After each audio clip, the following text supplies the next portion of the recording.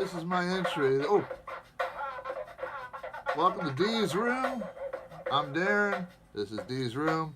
This is my entry for John's Comics with Kids. Whew, hold on a second. It's a nice start, but it's hard. I'll put Chucky away.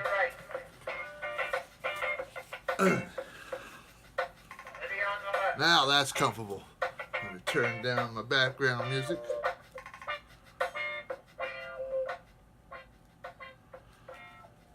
Alright. Comics I read as a kid or would recommend to individuals. I don't have kids myself, but I got nieces and nephews all over the place. Now as a kid, this book right here, Incredible Hulk 272. This is my start off point. And at the time, it was just because of three big guys going at it. And then if you go back to 271, that's a great book because it's got Rocket Raccoon, talking animals. And who, start off around 8 and under for talking animals? Yeah. And then you move on to this book. Starts off a little with some, due to Wendigo's thing with the cannibalism or eating humans to become Wendigo. But after, like I said, after, I didn't really even see that as a kid. It was just the three big guys going at it. And then if I'd also recommend people to start off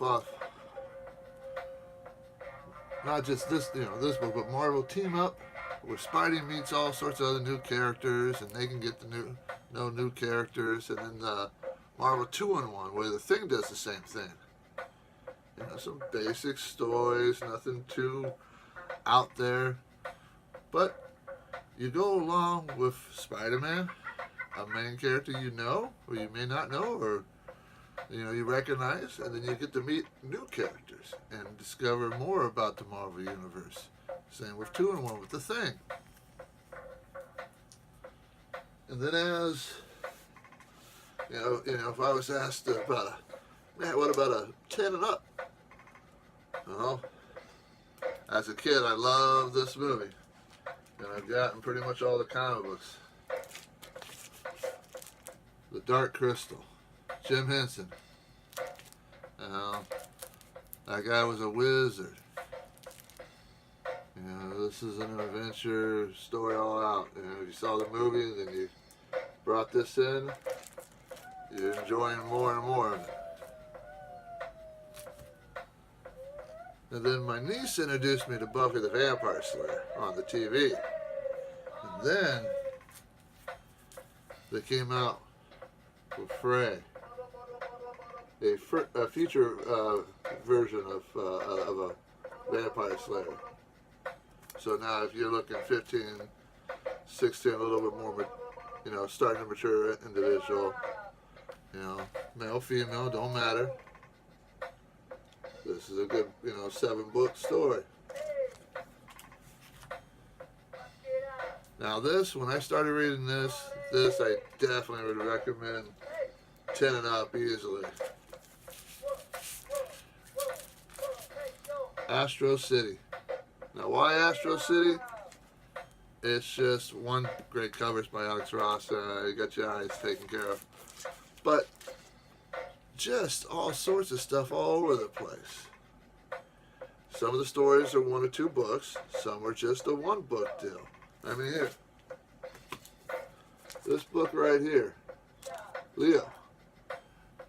He's a cartoon character who his cartoon got through a magical projector and came into our world.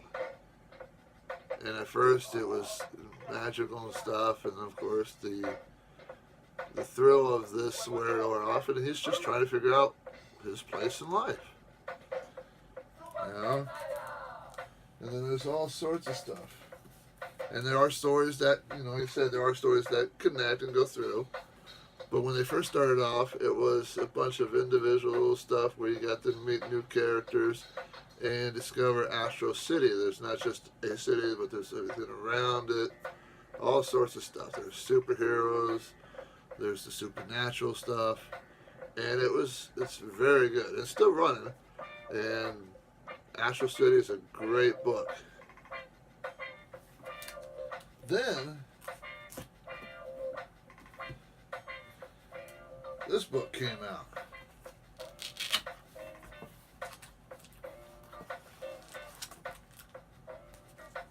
Planetary. Now this, again, 16, 15 older, you know, in that range.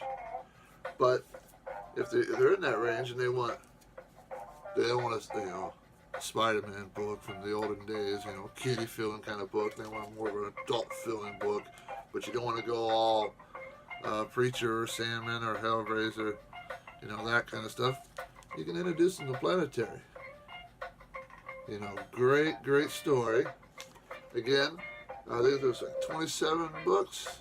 There is a longer story throughout the whole thing, but the individual books are also chapters in that longer story. So just read a chapter or so.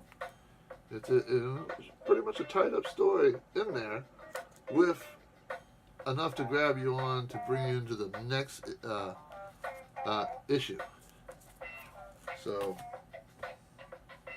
there is one more book. Unfortunately, I don't have it with me or have the way to pop it up there. It's Spider-Man 15. This is the Todd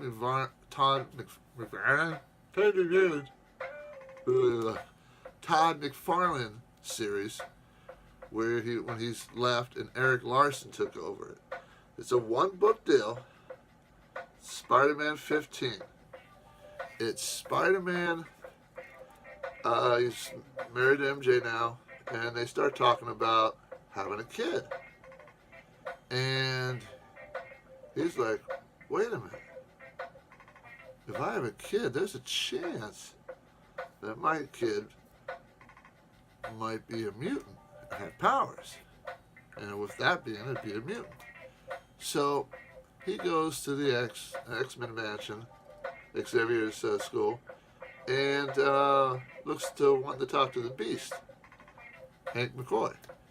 And most of this is just the two of them sitting on the top of a building talking about this issue. And that is just, to me, when I read that, I was just like floored. Now, I was older, and it was just a great book. This book, back when I first started as a little kid, again, just because of the big guys punching them out, I've got 14 copies of this, not all graded, and I keep trying to buy more and more.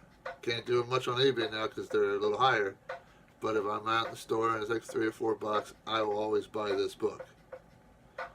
This is where it started. This is my book. Good book. And that Spider-Man 15, I think I'm about 10 now on that.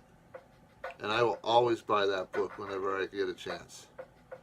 Because, again, it is one of those books where they're just, the two characters are just talking about life issues.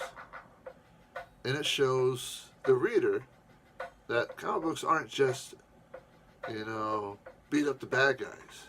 Now, there is some fighting, and it ties in with the story. I don't want to give it all away, but there is, there is the fight scenes.